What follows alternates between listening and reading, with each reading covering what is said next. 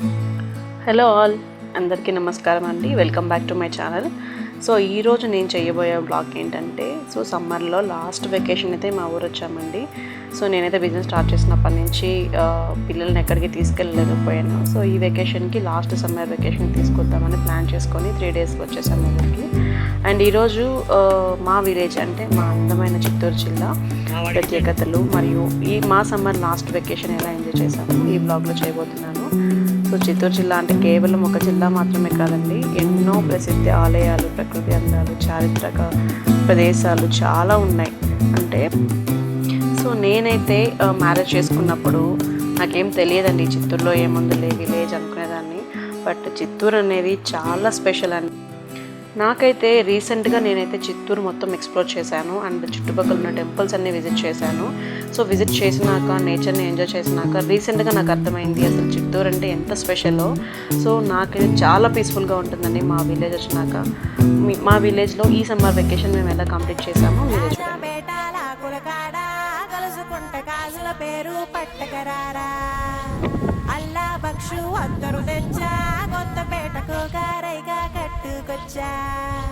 రంగా వెళ్ళే రైలు బండి రయ్య మంది పెట్టే బేడ పట్టుకొచ్చా.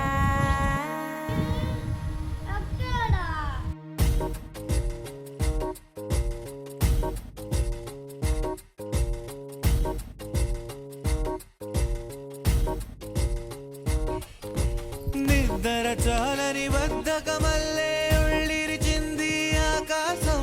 రాత్రి దాచిన రబ్బరు బంతే తిరిగొచ్చింది రవిబింబం.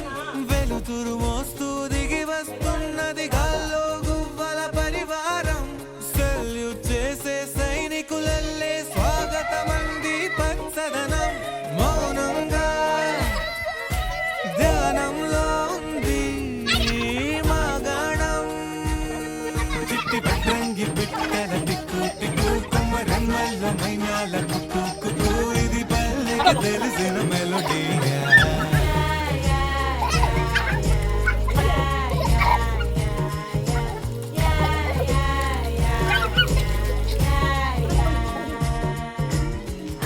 ముగ్గులు ముంగిళ్ళు ప్రేమలు నట్టిళ్ళు చూడగా చాలే పువ్వులు పుప్పొళ్ళు పంటలు నూర్పిళ్ళు పండగలు తిరనాళ్ళు. ఈ పచ్చిగారి జోలలు నచ్చనోళ్ళు లేరట.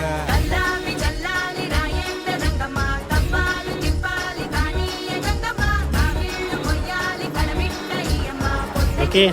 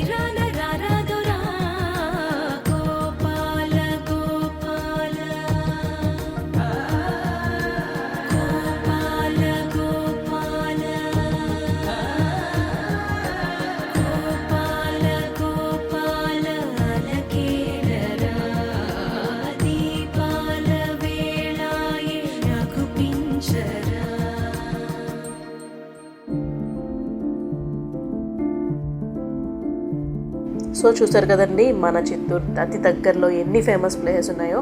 సో ఎవరైనా చిత్తూరు విజిట్ చేస్తే తప్పకుండా ఈ అతి దగ్గరలో ప్లేస్ అన్ని విజిట్ చేయండి. ఆల్రెడీ చిత్తూరులో ఉండి విజిట్ చేయకపోతే తప్పకుండా. Thank you so much for watching. Please subscribe my channel. Thank you so much.